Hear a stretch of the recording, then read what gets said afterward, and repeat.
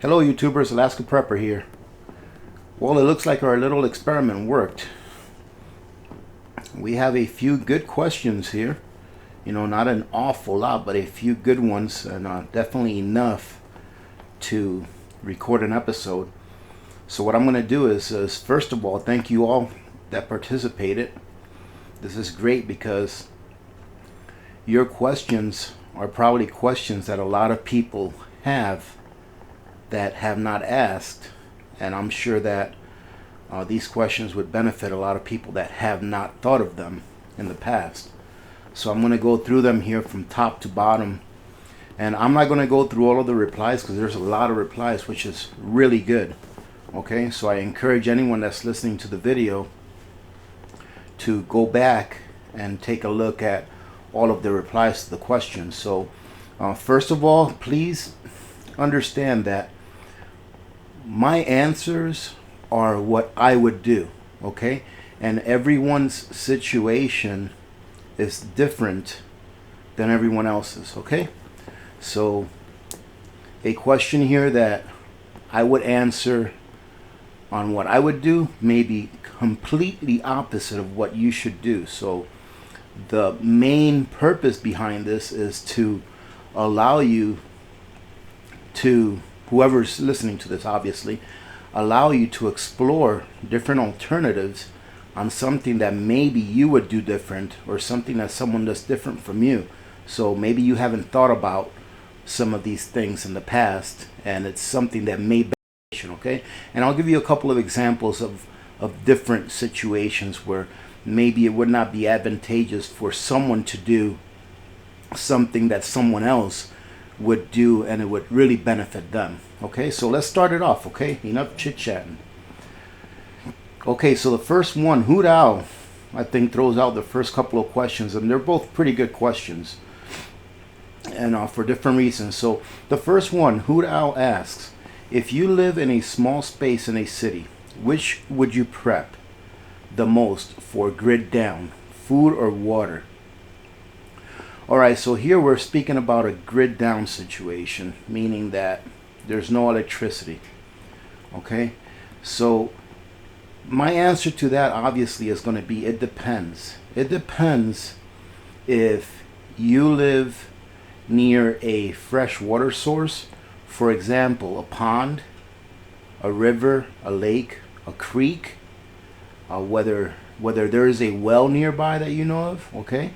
Because Hood here is saying lives in a small space in a city. So I'm assuming that Hood Owl is talking about maybe someone that lives in a small apartment in a city, or a very small house in a city.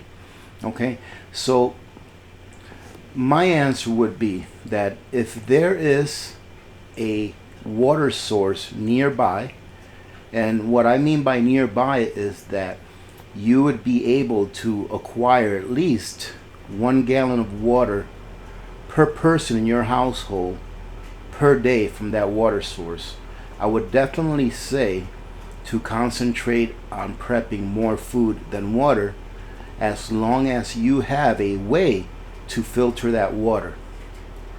I'm of the mindset that it is more important to have a good water filter than it is to have water stored away, unless of course you live in a very arid area, like for example like Desert Horizons. He lives in Arizona. He pretty much lives in a desert. Okay, he lives in Arizona, and it doesn't rain an awful lot where he lives, so he keeps, I believe it's a 2,500 gallon tank of water that he keeps on his property that he uses. All right, now having said that, if you guys haven't checked out Desert Horizons channel, go check it out. All right, it's a pretty neat little channel. He lives off grid, 100% off grid, meaning that he creates all his power. He has his own water supply, and I'm not sure exactly how he gets his water. I'm guessing that he maybe has some of it trucked in, but I also know that it rains sometimes during the year where he lives, and he may use the rain to fill his tank as well. All right, because if you think about it, 2,500 gallons for one person and a dog, if you use that water frugally, it'll last a very long time. Okay, so yeah, if I lived near a water source where I can, get at least 1 gallon a day off of it for everyone in my family, then I would definitely be on prepping food the most. All right, because I'm gonna have water. As long as I had a way to clean that water, I would definitely concentrate on prepping food. Is that saying that you shouldn't have any water stored? No. You have to store what you can, okay? And if you live in a small apartment or a small home, there are plenty of places where you can store things. For example, something like water, okay? If you live in a small home, okay, you can store water in your crawl space, all right? Water is something that if you treat it, all right? Now, this is my opinion, ladies and gentlemen, okay? Do your own research on this, okay? The best way of learning is for you to do your own research, all right? I'm just planting seeds, okay? But I've seen and read in places that if you treat water with a preserver, i.e. with either bleach or an actual water preserver that they sell, that water can be stored for up to 5 years before you have to replace it with a fresh supply, okay? So even if you store that water under your crawl space or in your crawl space, it can freeze and thaw and freeze and thaw. And if you live in an area where it does get below freezing and any water that you stored outside would freeze, make sure that when you fill your containers that you don't fill them all the way to the top. That way when the water turns into ice and it expands, it won't crack your container, okay? But you can store under your crawl space, all right? You can store some water. I would say that in a small closet, if you just use the back of the wall, you could probably store a good 25-30 gallons of water, depending on what storage container you're using. I know that they sell those cube storage containers for water that stack on top of each other. However, those are pretty pricey, okay? So you're probably paying about $10-15 to be able to purchase a container that will only store 5 or 6 gallons of water, all right?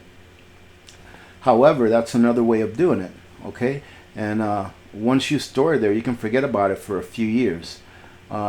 As far as food, many people that live in small spaces, they get pretty creative with how they store food.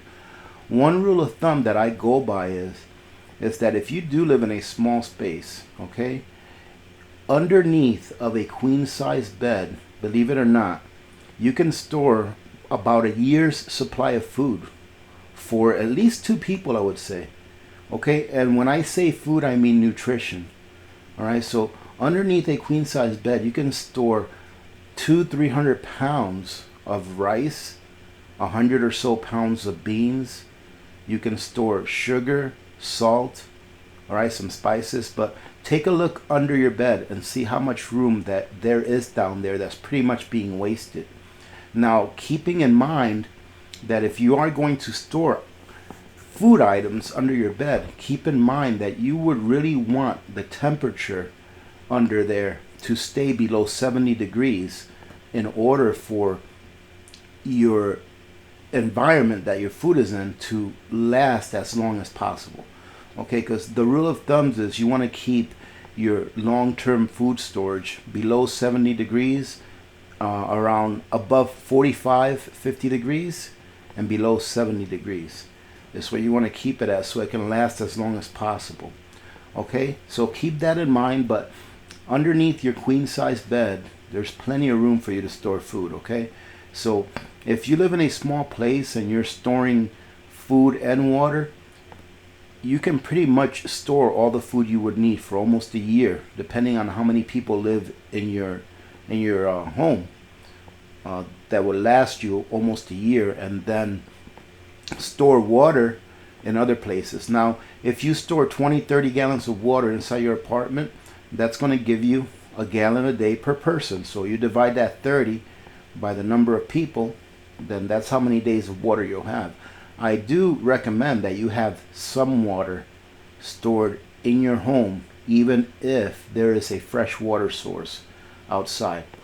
Now, having said that, there's something that I want to show you, and it's this right here.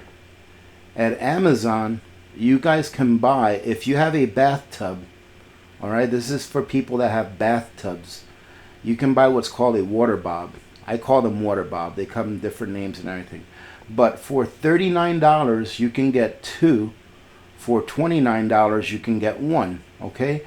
And what this is this is like a big plastic bag that you put inside of your bathtub. All right? And you take that plastic bag and you fill it up with water. And that is a way of being able to keep 65 gallons of water in your bathtub and then being able to use it without worrying about the water seeping out through the drain. All right, so this is probably a pretty good thing to have. And people are going to say, or I can see some people may say, well, if it's a grid down, then how am I going to get water? Well, normally water works off of gravity. So normally, even if you have an area where the water that is supplied to you is pumped to your location, usually there's like a water tower that sits high, and the water is pumped to the water tower, and then gravity uses that water to direct it to wherever it's plumbed to. Okay, so let's say, for example, we had a grid down right now. You're still going to have some water for a while until that water tower gets drained out.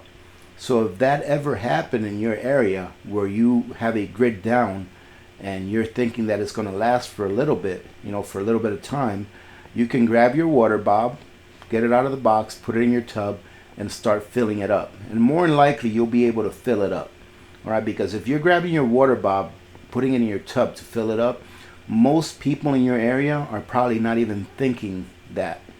All right, you're probably going to be one of the very few people in your area that are thinking that, man, I better fill up my water bob just in case the power is out for a while. Most people don't think about that. But if you're prepared, you'll have this. And as a matter of fact, I'm going to see if I can leave you guys a link for this, because this is, I actually have one of these. I don't need it now. I've had it for years. I've traveled with it.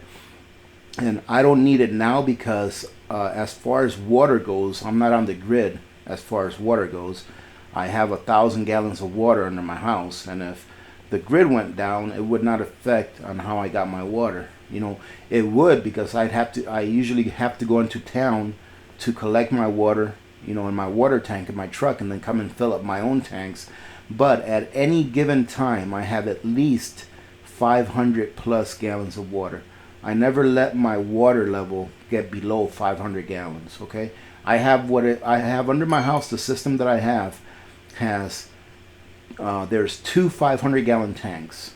Okay, so I'm always working off of both of them just to keep the water in there fresh. But if you compile both of those tanks together, whatever water is in there, there's always at least 500 gallons of water combined between those two tanks, if not closer to 1,000. I usually don't let it get down below 750 gallons before I go and get another load. So this is another thing to think about. However, what do I recommend the most for this scenario? I recommend that you have a very good water filter, because even if you don't have water, you can find water. It's just how safe will the water be for you to drink. All right. I know I've seen people mention before that some people don't think about the water that's in their hot water heater that's in there. There's roughly 3 to 5 gallons of water in your toilet's reservoir. Okay, that's another. Hey, if you're one person, that's 3 days of water in your toilet's reservoir, and people think, oh, but that's from the toilet. Well, that water's never touched the toilet bowl. It's just the water that's used to flush into the toilet, but it's never touched the toilet bowl. However, if I were to use that water, I would still filter it and make sure that it was clean. All right. I think I spent enough time on that one. So good question, Hoot. And Hoot here is asking, is this beat up Hoot week? Nice. Oh, you know what? Let me go ahead and let me give Hoot a heart and a thumbs up. Good question, Hoot. Thank you for that. That's funny. Hoot's got another question here. It says, if you could only choose one of these tools to carry with you on a trip across Alaska in the dead of winter, which would it be and why? The Silky Saw or the Tack Niner multi-tool? You can take only one. That's really easy, Hoot. That's a really easy answer. I would definitely take the Silky Saw. Because if I was going to be going on a trip across Alaska in the dead of winter, I would definitely take the Silky Saw. But on top of taking the Silky Saw, I'm going to bring my buddy that has an RV that's heated with a wood stove and that has about 6 months worth of food stored inside the RV. So I'll definitely take the Silky Saw on that one. Good question. I'm sorry, Hoot. I had to mess with you on that one because she said up here it's a beat up Hoot day this week. I mean, that's really an impossible question because I would never go across Alaska in the dead of winter with only a Silky Saw. However, which tool do I think is the best tool? Honestly, it depends. The Silky Saw is a perfect saw as far as I'm concerned. I still want to buy their different sizes. They come in different sizes. The Silky Saw does one thing, and it does it extremely well. Okay, that to me would be the difference between the Silky Saw and the Tack Niner multi-tool. Is that the Silky Saw is made to cut wood, and that is it. That is what it's made for. That is all it does. Okay, I think personally that it would make an awesome self-defense weapon, but anything would if you need it bad enough. The Tack Niner is made to do different things. However, the things that the Tack Niner is kind of like a jack of all trades, right? Jack of all trades, but master of none, right? So the Tack Niner can do a lot of little things, halfway decent. I show you guys a video on that. It cannot chop wood, but it comes with a saw that you can saw branches with. It comes with a nice spade, that's got an edge on it. All right. It comes with a wire cutter. It comes with a storage container and the tubes. Comes with a compass. Comes with all of these things, but none of those items are really super quality items. All right. But it can do a lot of little things. All right. But the Silky Saw is made to cut wood, and that is all it was made for. But it does an outstanding job. All right. So I definitely wouldn't take a trip across Alaska in the dead of winter with only one tool. But which one of these tools would I prefer if I had to pick one? Let's say pick one for like my homestead. I would definitely pick the Silky Saw because it does such a good job at cutting wood that I think I prefer it over my chainsaw, to tell you the truth, because cutting wood with that saw is like effortless. So, hey, that's a good thing. Ladies and gentlemen, I love the Silky Saw, okay? And I know that the Canadian Prepper, he sells them on his site. But if you're in the US and you buy less than $200 from his site, he charges shipping, which is fine because he's got to take care of the bottom line. But I know that Amazon sells them. I'm going to go ahead and look these up because I bought mine from Amazon and they're not that expensive. And like I told you, they do an outstanding job. The Silky Saw, to me, if you have a chainsaw, the Silky Saw is a must because it is the perfect backup. Anyone that's cut wood with a chainsaw and has had their chainsaw get stuck, what they do, they're like, man, I need a backup chainsaw. Well, not if you have a Silky Saw. And you can get a Silky Saw as a backup for, depending on what model you get, anywhere from 1/5 of the price of a chainsaw to 1/2 of the price of the chainsaw. depending on what model you get. And some of them cost more than a chainsaw.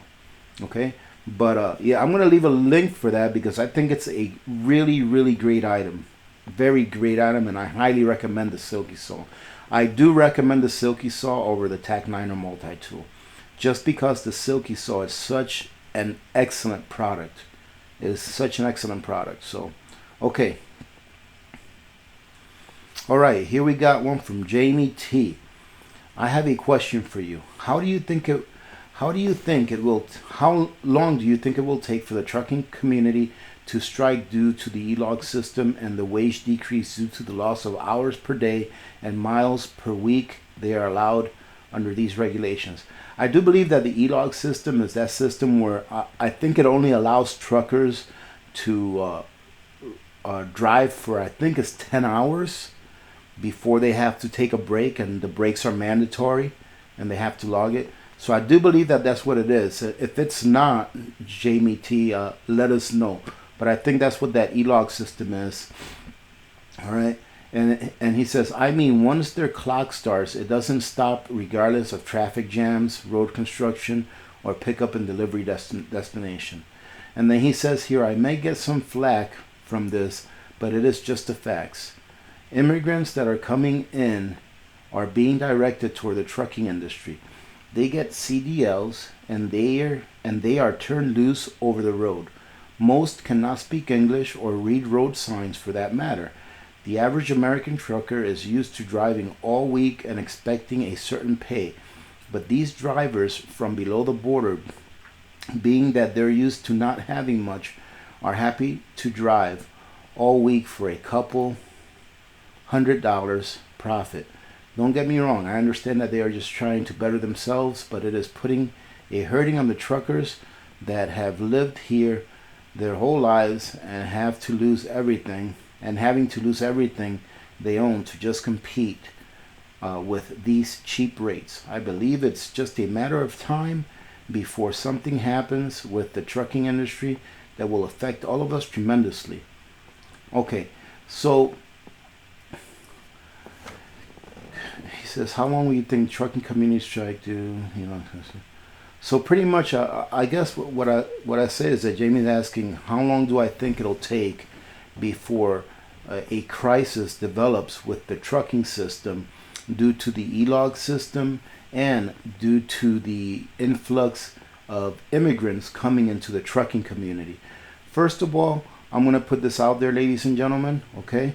If we disagree, that's okay, all right? Remember that it's okay for us to disagree with each other, all right? It's what opens up conversations and makes us better, in the end. So I am 100% for legal immigration, okay? Having said that, okay, I am 100% for legal immigration. I do not support illegal immigration, okay? I don't. And I've told my story before, and if you guys want to listen to my story, you can go back to that video. But I support legal immigration 100%, okay? Why? Because supposedly, we are supposed to be a country of laws. And in order for us to be a country of laws, we cannot allow those who break the law to benefit from breaking the law.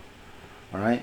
Now, that goes for everyone. That goes for everyone, everything, okay? Not just for immigrants. It goes for politicians. It goes for law enforcement officers. It goes for private citizens. If you break the law that was created because the person you voted in decided to pass that law on their constituents' behalf, then okay, we're going to pay the price for that. That's the system we live in. Do I agree with that system? No, I don't. I agree with a system that is more live and let live, than the 51% electing someone to take away from the 49%. All right, I don't like that system, and that's the system we live by now. Okay, so this is not a political thing, so I'm not going to get into it any more than that. However,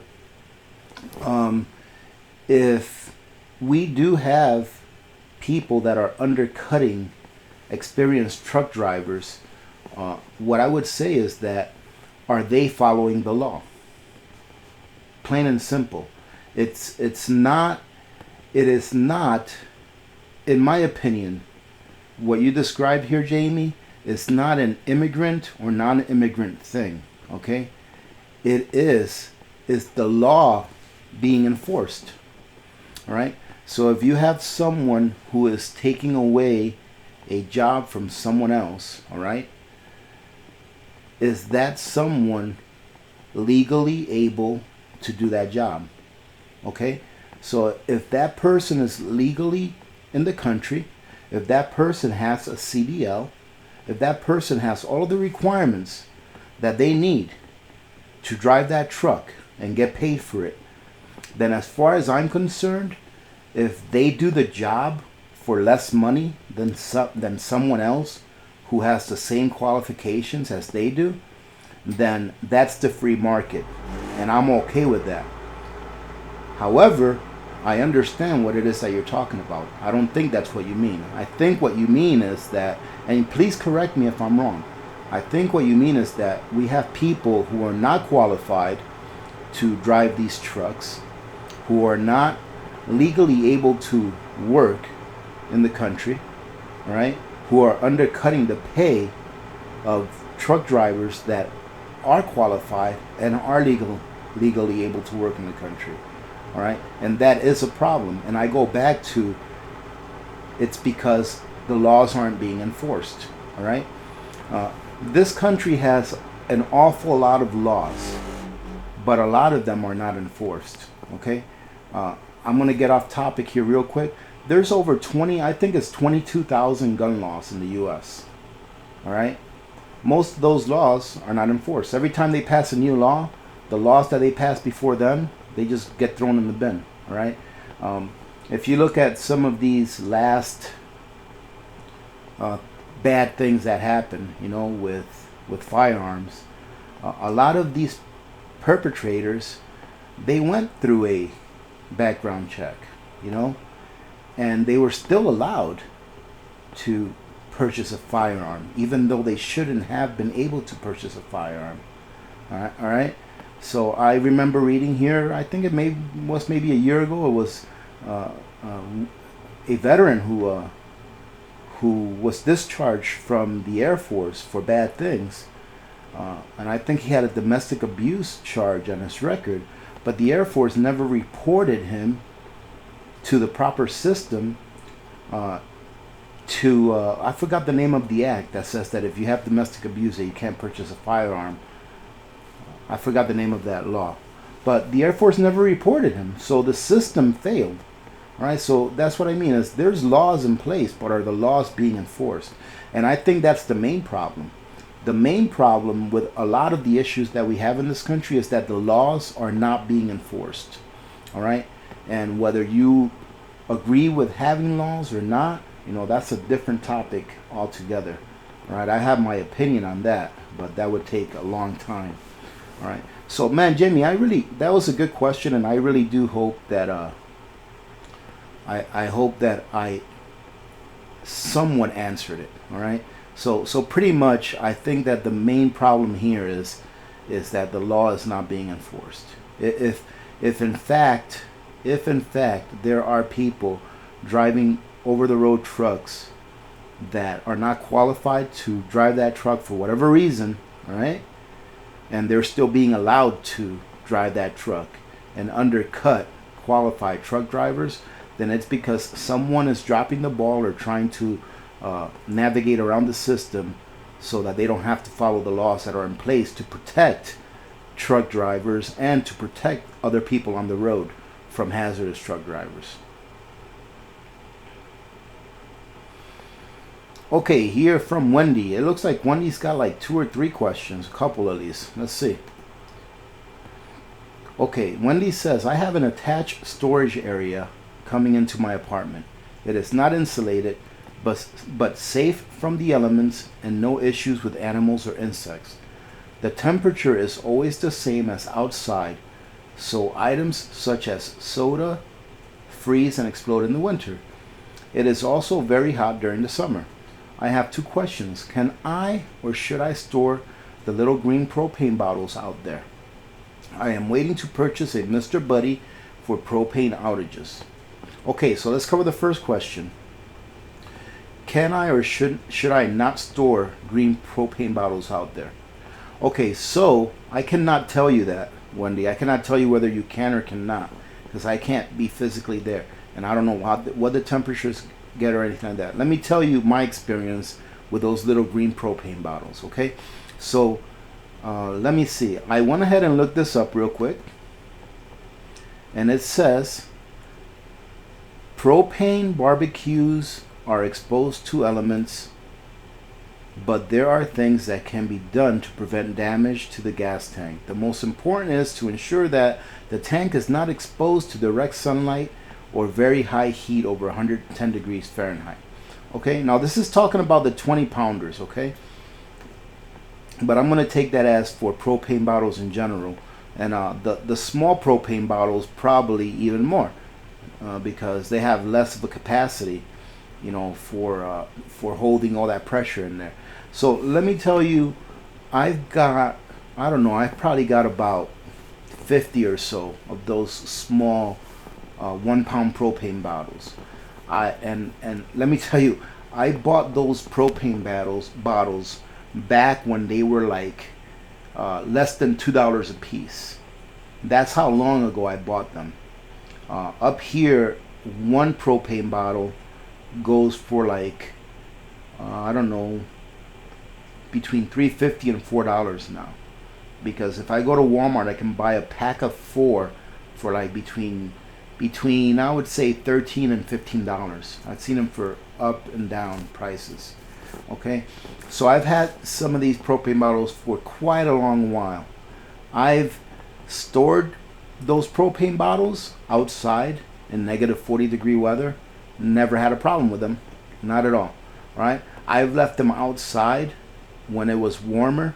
Never had a problem. I don't think they've ever reached 110 degrees.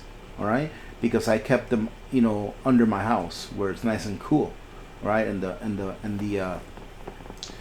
the weather outside, so it stays nice and cool out there, and it doesn't get that hot here in Alaska. It doesn't get that hot at all. However, I've also stored those propane bottles in my house. All right, I've seen a lot of writings that say that you shouldn't store propane bottles inside your house, and I don't understand where that logic comes from, because when you go buy those propane bottles, you know, when you go buy those little 1 pounders, where are you buying them from? They're inside of a department store, or they're inside of a sports warehouse. So they're telling you not to store them inside the house, but they're kept inside of a department store. So all I can tell you is that I've stored my propane bottles in extreme cold, never had a problem. I've never stored them in extreme heat, all right? But I've stored them inside my home for years, and I've never had a problem with them. I keep a lot of them outside, you know, and I always keep a few inside the house. So I'm not sure. And the reason I always keep a few inside the house is because if I ever do need to use them, I'd rather use one that's at the same ambient temperature of where I'm using it. So like the ones that I have inside the house, they're going to be anywhere between 60 to 70 degrees, because that's the temperature I keep inside my house. All right, I don't want to take a propane bottle in the middle of winter from outside that's negative 30 degrees out, bring it inside, and then try to start using it right away. You know, so I always have a few that I can use right away. And if I know I'm going to need more, I can always go outside, grab some more, bring them in, and let them get down to the ambient temperature that's inside the house. So, okay, so that's my answer for that one, Wendy. I hope it helped.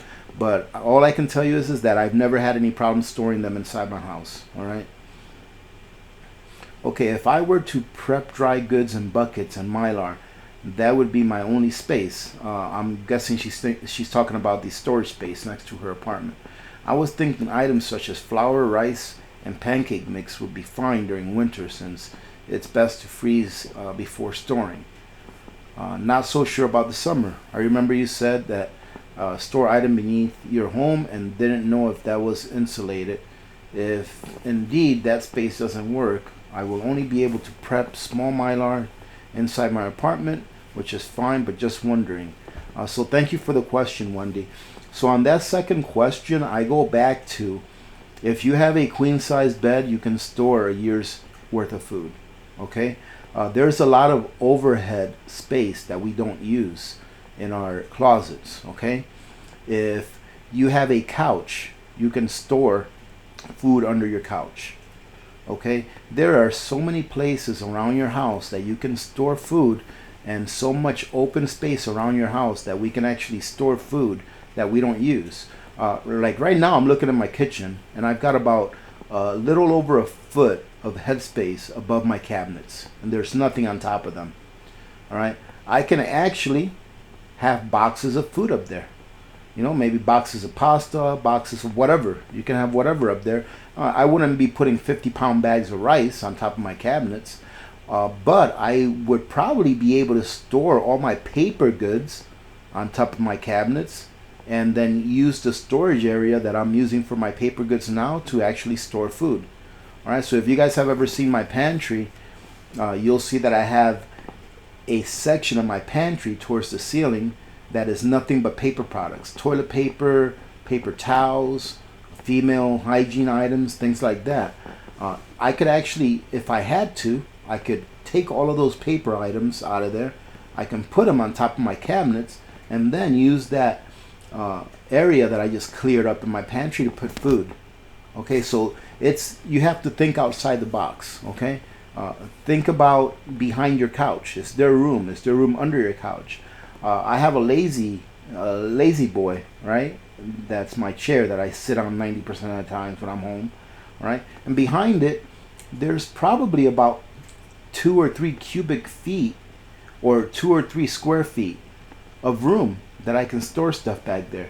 You know, I can store a stack of MREs back there if I wanted to.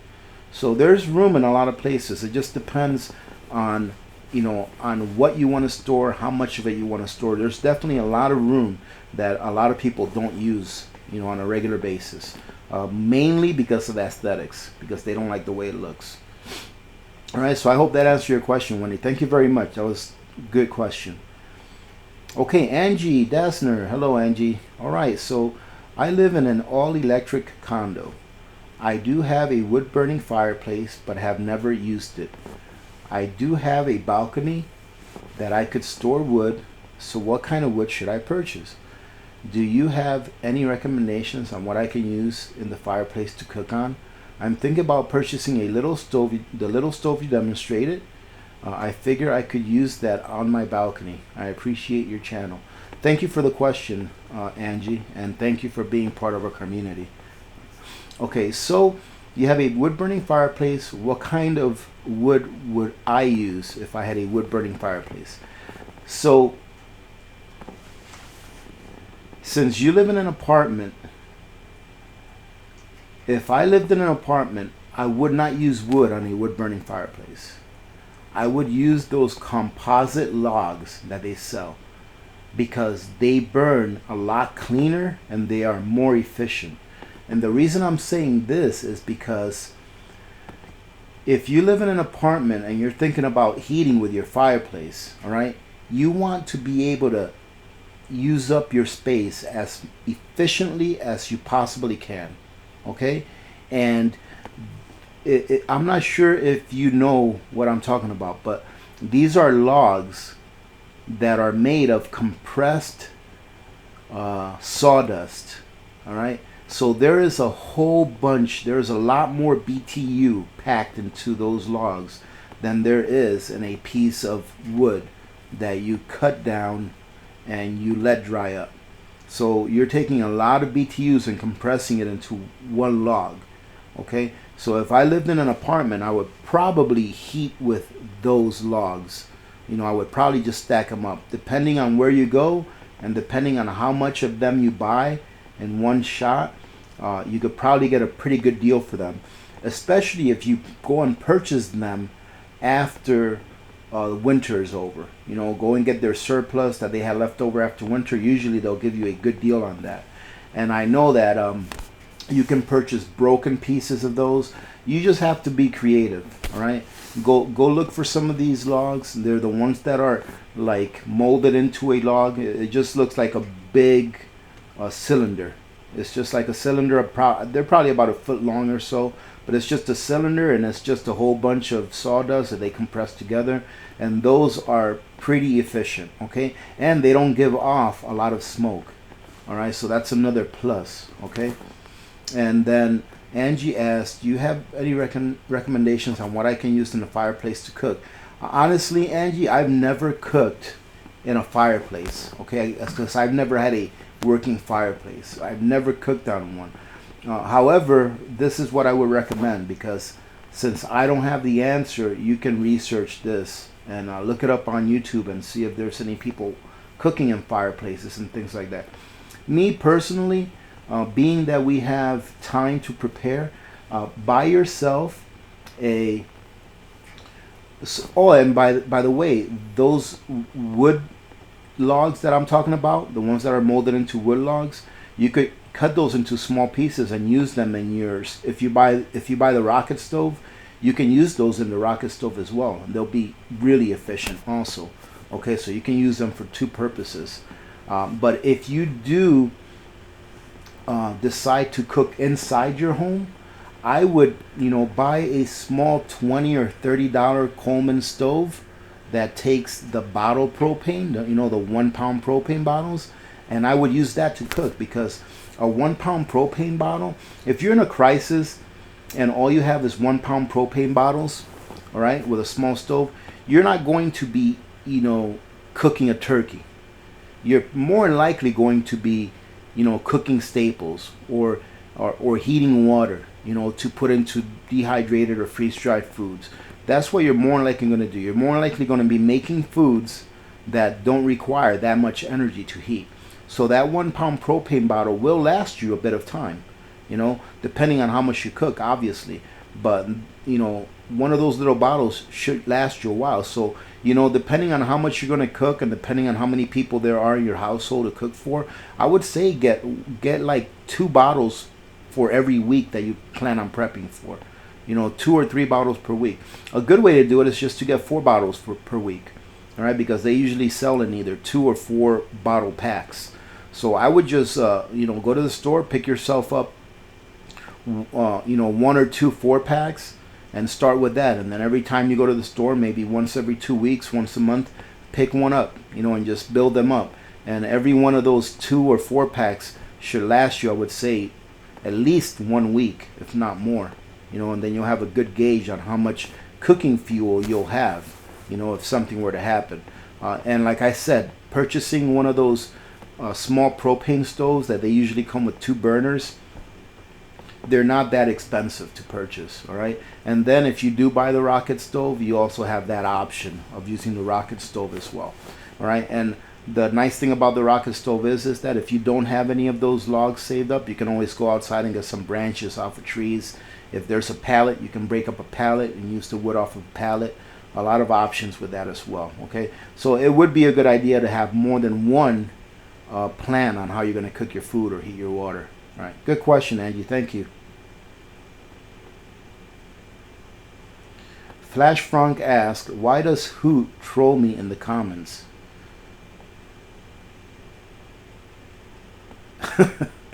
Hoot says, Flash, you are not too old for me to spank.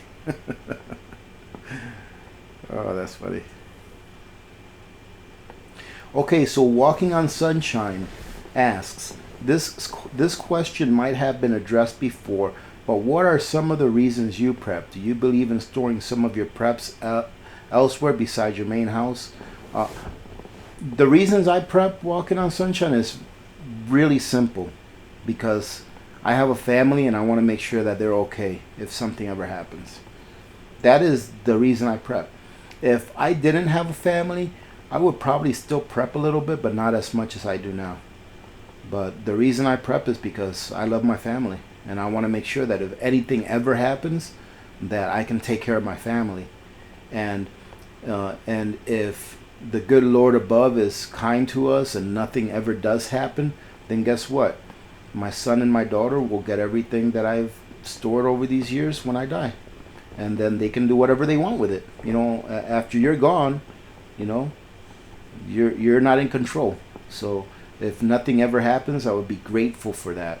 That if nothing bad ever happens, and my children can inherit whatever it is that I've got, anything, everything that I got, obviously. But the reason I prep is because I love my family, and I want to make sure that if something bad happens, that I will never, ever, ever have to hear my daughter tell me that she's hungry, and me not know where I'm going to get food to feed her. All right? I want to make sure that if something bad happens, that we can at least maintain a standard of living that is adequate enough for us not to get illnesses, you know. So I want to make sure that we have good hygiene, decent nutrition, all right, so we can have energy to do whatever it takes. So I know I went on with that one, but the main reason why I prep is because I love my family, and it just happens that I like to prep. It just happens that I started prepping because, you know, I saw things were not great, but now I really enjoy prepping. I really enjoy, and that's why I started doing, you know, this channel. That's why I started doing videos, is because I've always heard that if you really enjoy doing something, share it with other people. Because if you really enjoy doing something, you can always share it with someone else, and maybe they'll find something that they really enjoy doing off of what you're sharing with them. So, but I really enjoy doing it now, and that's why I like to share the things that I do with my videos. But the main reason is because, you know, it's, whoever may take this wrong, I'm sorry, but it is my responsibility to make sure that my family is taken care of. It is I take that responsibility, and I take it seriously. You know, so, and the thing about that, walking on sunshine, is this, and I know I'm getting off track, but, you know, it's just, I'm just going with the roll, all right? The thing about that is that, oh no, I lost my train of thought. I shouldn't have said anything. Oh, just a second, my alarm's going off. So anyways, like I said, walking on sunshine, I started prepping because I feel it's my responsibility to take care of my family. All right, and I only wish that a lot more people felt that way, you know. So, okay, next one. Okay, so here's a great question by Eddie. How many people are ready for grid down laundry in winter without heat or dryer? All right.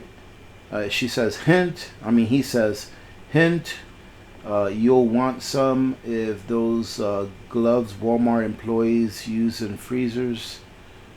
I think Eddie's saying that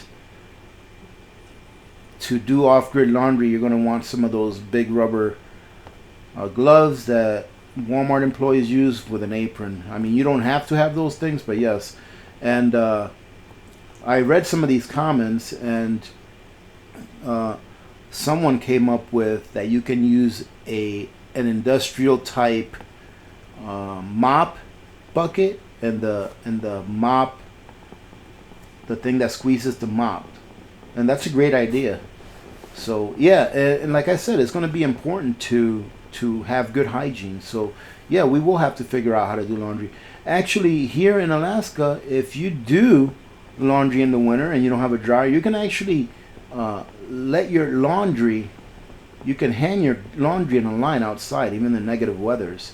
And what happens is it'll freeze, but most of the water will be extracted from it during the process that your laundry freezes. So it'll eventually dry, even if it's outside, and it'll freeze. And then when you bring it inside, I've never done this, but I've seen some shows where they have. When you bring it inside, if they're still a little damp, that's okay. You can hang them up and finish drying them like that. But it's not like you're going to have dripping clothes all over the floor. So if anyone out there does live in Alaska and they've done their laundry like that, please chime in. I know I've got 1 or 2 subscribers here, people that do live in Alaska. And there is one subscriber on here, and I forgot her name, that lives in the bush. And that would be awesome if you could chime in on that. That's a great question, by the way. Okay, we've got we're getting near to the end here, so let's see. Gene has a couple of questions. Will you be affiliating with one of the metals companies? Would you speak about the best, safest storage of butane and propane canisters while living in an apartment, not ground floor? Okay, so Gene, I hope that you listened to the question before. I covered the butane storage, okay? I'm not telling you what to do on those. I want you to understand, because everyone's situation is different. But I can tell you that I've stored butane and propane containers in my home, inside and outside. I've never had a problem with them. Okay, that's not. I mean, you just have to be reasonable, right? Don't store it in the attic where temperatures can, reach 150, 160 degrees. All right, just use your common sense. I've always kept them in a tote. So if I have some, I'll put them in a tote. That way they're not going to fall from a shelf or something's going to fall on them. Okay. So I've kept them protected. Obviously, like I said, here in Alaska, it doesn't get too hot, but I have left them outside in negative 40-degree weather, and I've never had a problem with them. Okay. So the first question, though, will you be affiliating? As a matter of fact, I have already affiliated with SD Bullion. Okay. And to tell you the truth, I've only used them once before in the past, because they were selling a coin that I really, really wanted. Okay, and I bought that coin, and I haven't used them since. It wasn't a bad experience that I had with them. I got my product on time, paid a good price for it, no problems. Okay. However, I will leave a link for them in my description, and I'll leave that link in there from now on. And it'll be a link to this site where you can buy metals, precious metals, all right, from these guys. And if you do come in here using my link and purchase from them, the Alaska Prepper channel will get some credit for it, okay? And what I'm going to do, ladies and gentlemen, for those of you that do decide to come in here and give these guys some of your business, is that whatever revenue I make from this site, because people are coming in here and purchasing from them, whatever kickbacks I get, or the Alaska Prepper channel gets, I will use that revenue, or some of it. I can't use it all because I got to pay taxes and all that crap. But I will use some of that revenue to give away silver. So let's say, for example, let's say I make $50 off of revenue next month. I will give away at least one, maybe two. I might be, depending on the price of silver, I may be able to give away a couple of silver ounces. Okay, so that's another way of being able to give back to the community, and another way of maybe being able to attract people into our community so that they can start prepping, or so that they can reach out to more people so that they can prep some more. Okay, but look at these prices, ladies and gentlemen. You can buy 1 ounce of silver for $16. That is incredible. Incredible. I've always said, anytime that you can get an ounce of silver for less than $20 an ounce, that is a fire sale. And you can get an ounce of silver for $16. That is incredible. So yes, ladies and gentlemen, I'm glad you asked that question, because I was going to bring this up. I am going to leave a link for SD Bullion. You guys can come on over here, take advantage of their pretty, I think that's a great price.